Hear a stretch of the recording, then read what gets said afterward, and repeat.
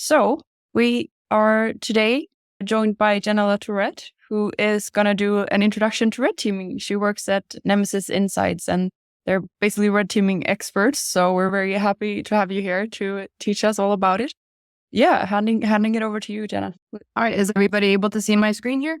Yes, perfect. Okay, great. So as Beatrice mentioned, my name is Jenna LaTourette. I am with Nemesis Insights. I have been involved in research with red teaming and actually contributed a lot to development of some really cool red teaming exercises spanning a very wide range of threats for probably about 5 years now.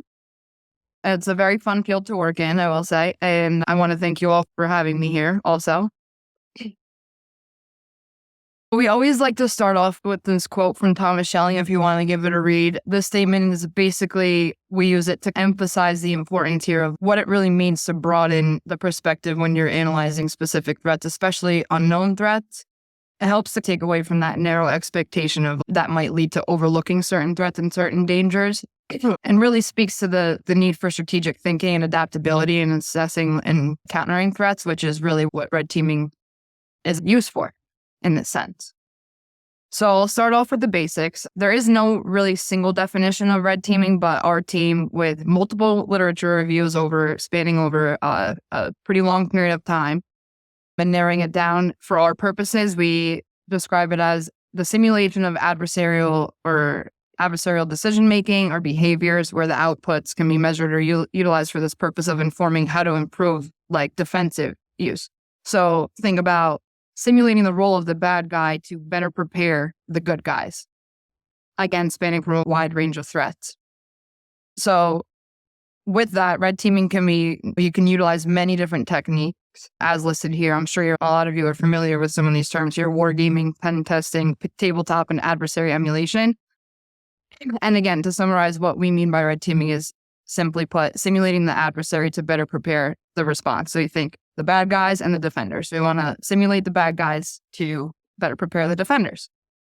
So in a sense, red teaming is really critical thinking. We use it to fully explore alternatives from the perspectives of our partners, adversaries, and others.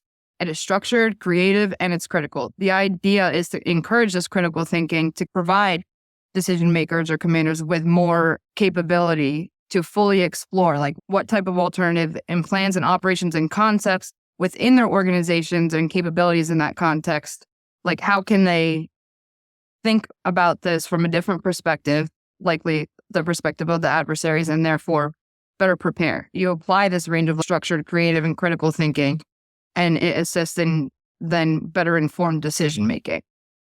Rather than replacing or challenging certain decisions, it's not meant to replace that. It's meant to validate or enhance that thinking. For example, this might relate to your world builds here. In the emerging technology context, think about the results of an exercise that are surrounded around emerging technologies.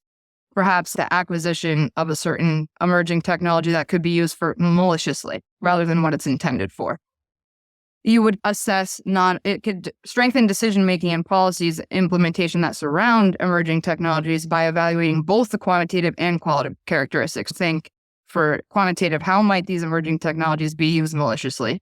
And qualitatively, what is the adversary's mindset behind that? What is their state of mind in trying to pursue this emerging technology to use it maliciously? That was the slide there. So you want to think of it as a mindset. So the first thing you want to do is question, what are your assumptions? What do you think that, in the context of your world builds, what do you think that your world builds might be prepared for? And what are you assuming it is prepared for? Then you want to think like the adversary. Okay, how might they see what we're prepared for?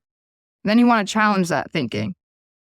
And then the next step in that would be to consider the outputs. Okay, so what did you think of that you may not be prepared for, and how can you consider that and take action to implement something else that might better prepare you for that threat? We get into advanced red teaming, which is essentially the idea behind advanced red teaming is really incorporating social science, thinking of methodologies and how can that provide more scientific validity, generalizability, and confidence in your results. This is just a way of taking it to the next step in the light of novel threats, which we see now, especially when discussing emerging technologies and not being able to keep up with that pace. These modes that we call advanced red teaming can help anticipate and prepare for these emerging threats that come with those emerging technologies. Again, this kind of tailors back to continue on the advanced red teaming, circles back to what I was discussing with the quantitative and qualitative, kind of considering both of those. You're not just considering the technology and what it could do itself, but you also want to think about the adversary's mindset behind that. And then this also has a very wide range of application to different threats, from anywhere from international investment decisions, strategic military planning, high stakes litigation compliance systems, policy development. And again, the big one that we are focusing on is like emerging technologies on the rise, we'll say. What are the benefits? First, problem diagnosis. You can really help to identify new vulnerabilities that may not have been thought about. And then with that, you can focus on the risk mitigation from there.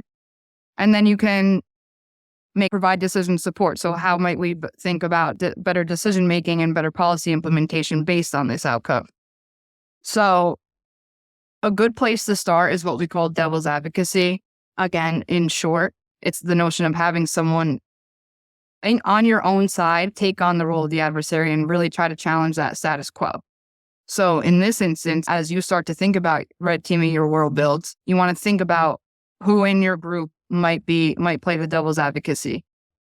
Who might that be, and how might this person be responsible for challenging your plans, critiquing anything that you think might not work, or thinking about how it will work and why what you have set in place might not. So think of some type of threat that you may or may not be prepared for, and assess that preparedness, and then have someone in the group really try to challenge that. Okay, what if this new emerging technology or this new causes this threat to us? Like, how are we prepared to handle that?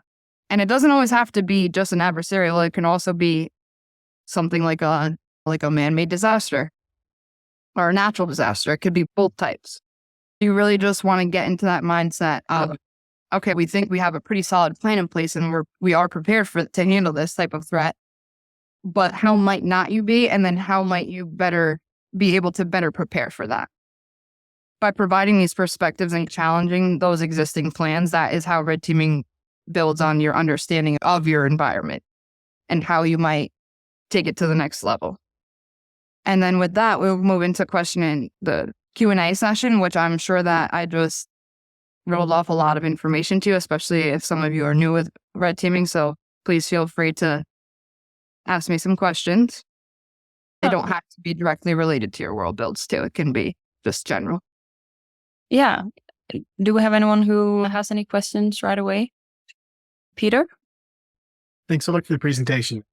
Of course. I actually learned a lot that I can use even outside this workshop. I was listening to the presentation, and it seems like this red teaming and this form of sort of adversarial critique has a lot in common actually with sort of the Socratic method and other similar rhetorical exercises.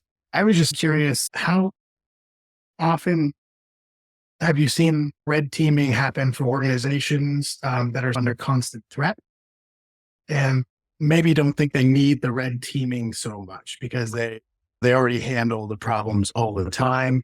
They maybe don't need the exercise. I was thinking about this because we're talking about an entire timeline, and so most of the institutions that we're talking about building, we're proposing various crises that they may have weathered or services they have provided. And when we're evaluating each other's exercise, there's probably going to be some things that they've already considered in terms of those outcomes that the organizations have weathered. So how do you think that we can best help each other in identifying the ones that we haven't considered very well? There were a couple parts to that. So just whichever. Yeah. So first, I'll start, and just feel free to get me back on track if I'm missing the actual question. But first, what you said about getting people into doing the red teaming that think that they might have already thought of something for everything. I will say the most common answer I get in that is sometimes within organizations, they're not going to be receptive to red teaming because they do think that they're prepared for everything. But the worst thing is there's usually one or a couple people within the organization that are like, what are we going to do? Wait for this really bad thing to happen and then try to think of a new plan? And you don't want to wait to that point. You don't necessarily want to emphasize what the consequences of something could be if it does happen. But I would say that is a question that I've heard come up a lot.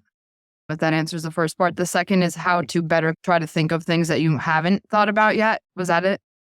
Yeah. Okay. Especially for our exercise today, we're going to be looking at each other's diagrams, and I think each of the teams has a pretty solid step-by-step vision. And so they've thought through certain scenarios. As somebody who's experienced in coming in on other people's projects and their own consideration processes, how do you best quickly identify the things that might have been neglected? I would say to quickly identify things that might have been neglected, you just have to think of this what if scenario. And that's where that creative thinking comes in. Is it's usually if it's a red teaming exercise that's specific to like one specific threat, and we're not necessarily throwing out all these different, potential threats, and it's focused on that. But in that sense, I would say just try to be as creative as possible in thinking about these scenarios that could potentially happen. And if there is no route or no route that they have already established to address that, then that's where it's okay. Yes, we have this established, but what if this does happen, and where are the vulnerabilities within there that could be leveraged or that we're not prepared for? I don't know if that answers that, but if because will you be like reading someone's? You said you'll be going through someone's processing, like you yourself will be trying to figure out the like a threat that they might not be prepared for. Yeah. So I would say with that, group's going to be doing later on. Yeah. It sounds like a lot of fun. Yeah, hopefully it will be. Any other questions from anyone? I have one. Is there like one specific threat that often comes up, or is there like one specific just failure mode that is like pretty relevant that you spot across the board where people are just like, yeah, that's usually a good one to prepare for no matter what world you're in? There's always the more common ones, like any type of. Do you mean common? Like you said that could occur like in any world? Yeah, Really or just something. Yeah. I guess just something where you like, that's usually something that you should watch out for. Not necessarily. I think there's always like there are like the big ones. For example, like anything having to do with weapons of mass destruction, like a big attack, a large scale attack in that sense, or any type of really like widespread catastrophe or really large crisis on that scale. So like the common ones that people will think of is like a terrorist attack or something to that level. But I guess like on the same level but different category would be like a natural disaster. In the same sense. If that does that answer your question? Yeah, absolutely. So I think there is like those really large scale that sometimes it's no matter what you do, people won't necessarily feel prepared for. It might still rock their world a little bit. But in that context, it could be different categories. But I think it's more about like the scale of the consequences, really. Gina? Yeah, thanks, Jenna. I have two questions. It's actually a two-part question. The first one is pretty easy. When you run these red teaming exercises, how long do they usually take? Is it 30 minutes? Is it an hour? Is it a week, a day? And the second question I have... Okay. Yeah, go ahead. The second question I have is, how do you prepare to do red teaming if you are in the process? So you're not organizing a red teaming, but you're actually participating in a red teaming. What kinds of thinking or preparation do people do to do a really good job of this? So I would say, to answer the first question, that a red teaming exercise can really range from anywhere from 30 minutes to a couple of hours. It can occur over the course of weeks. It really just depends on what exactly you're trying to accomplish, I think. And then to get into the next part, they can be tailored to accomplish those needs within different time frames. And then to answer your second question, as a participant in a red teaming exercise and not necessarily organizing it, I would say the main thing is to just, I can maybe even go back to the slide here. You want to really get into this mindset. So you want to think about what potential problems there could be. And then you want to avoid having that like bias going in. You want to think as creatively as possible, think as critically as possible, and really try to get into the get into the mindset of an adversary, or to try to see from their perspective and then tailor your thinking from that and really think about what alternatives there might be. Does that answer your question in terms of? Yeah, I guess I'm thinking a little bit more tactically. What kinds of things? Is there a framework, or is there certain research that you do, or there definitely is. For example, if this was like for something that we would be designing, we usually would conduct research on, okay, how has this threat unfolded in the past? What are there case studies on how this has happened? And really the research is on what is the adversarial behavior? How can we really get into that and then take that, implement that into the exercise design? And then the framework will range too based on the threat. For example, going back to that emerging technology example, which is pretty broad, but let's just say we were trying to assess what could happen or how might an adversary acquire access to this emerging technology that's considered sensitive, and it has dual use. So while it's intended for civilian purposes, it does have could be used maliciously. So what you would do in that situation is think about, on the red team perspective, you would think about, okay, how would they plan to go about this? As the adversary, how would they plan to acquire that technology? Would they use illegal trade routes, or would they steal it and then use illegal trade routes and things like that?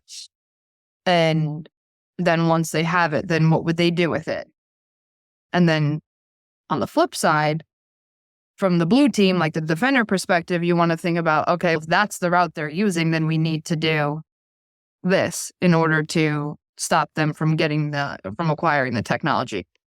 That's just one example, but just almost like a pathway to think about there. Does that answer your question, or and feel to ask me more? Because I don't know.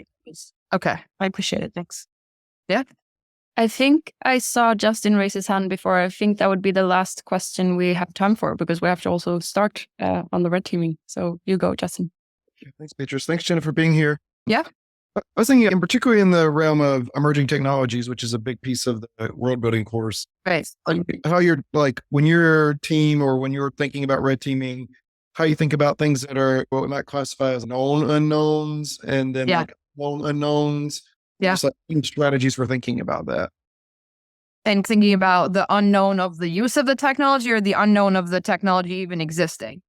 Like the unknown of the use of the technology in particular. Okay. Yeah. So that's the thing, is you don't want to limit your thinking to thinking about what its known use is. You want to take it that extra step. And a good example is always, okay, how could this dual use technology potentially contribute to the development of a weapon of mass destruction? It's like the technology in itself is not necessarily the harmful thing, but it's what they amplify that technology with, or that technology contributes to, that makes it. So I would say, don't limit it to the technology itself and thinking about the unknowns. It's, oh, no, this technology is not capable of doing that. It's okay, but how could this technology maybe be capable of doing something like that? Excellent. Thanks. Or how could it contribute to that? Yeah. Great. Thank you so much, Jenna, for joining us. And I'm going to recommend everyone to use the devil's advocate practice now as well. And thank you for joining. And maybe you can, if you're willing to share your slides, we can share them with the group after. That would be great. Yeah, absolutely. And good luck, everybody, and have fun and be creative. I would love to hear about some of how it goes, if you're willing to share that with me. So definitely, we'll keep you posted. Yes, and thank you so much for joining. Thanks a lot. Of course. Thank you.